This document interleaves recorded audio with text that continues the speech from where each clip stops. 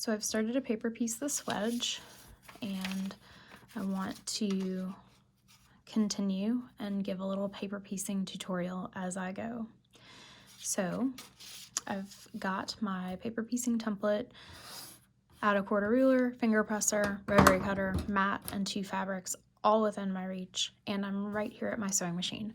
So this is going to make things much more efficient. It's going to make things go very quickly once I get in a groove. So I've got my paper piecing wedge template. I've got a white, a black, and a white. So I'm going to reach for my next black piece, and I'm going to line it up right along the edge of my last white piece. And I'm going to flip that over, and this solid line right here is my stitching line, but I actually want to start ahead of my seam allowance and back stitch over my seam allowance, and then back stitch again at this seam allowance using a 1.6 stitch length. So I've got that lined up. It's ready to go underneath my sewing machine foot. I'm going to back stitch. I'm stitching right on top of that solid line.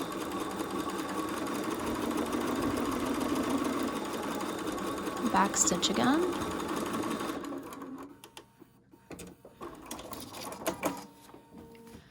Next thing I'm going to do is grab my finger presser, and I'm going to open up this seam, and I hope everybody can see this. I'll try to go at this angle.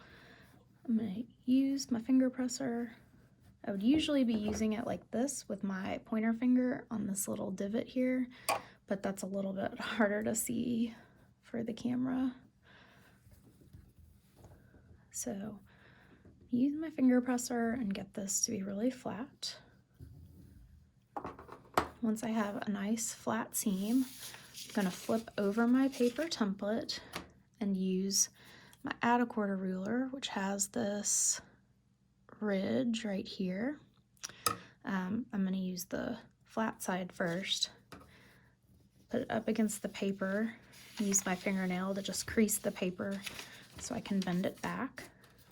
I'm creasing on the next seam line because I'm creating a nice seam allowance indicator for my next seam line.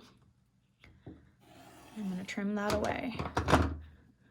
So I've got this ridge pushed right up against the paper, and then I trim away. And what that reveals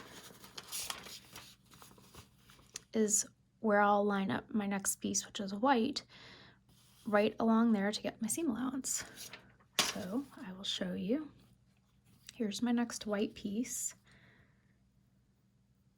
I'll line that up, and I'm gonna give the white a little bit more, and I'll explain for 2 reasons. So I've got this little bit of extra. And the reason why I want to do that is because then when I fold my white over, I won't see the shadow of the black. So if you've ever pressed towards the light side of your fabric and not towards the dark side, then what you'll get is a shadow. So when I press, paper piecing forces you to press towards this way, no matter what, because you're sewing them in a line. So I'm naturally going to be pressing this towards the light. So I want to give that little bit of extra white. And then I can also tell, since I see white here and white here, that my pattern, my next paper pieced fabric piece is straight. So since I've got that lined up, I'm ready to go back to the sewing machine. Don't forget to backstitch.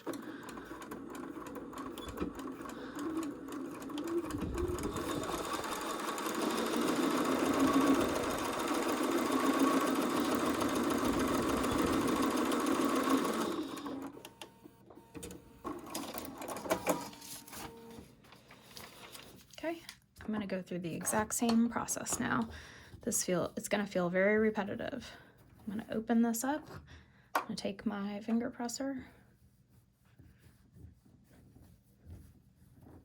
I'm gonna press the seam.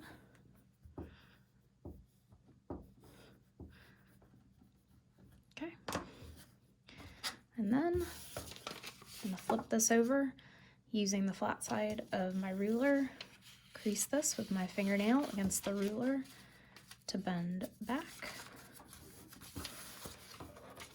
And then I'm going to use this edge here to bump right up against that paper I just folded back. And I'm going to trim that away. So I'm going to continue that process until I have all of the arcs pieced.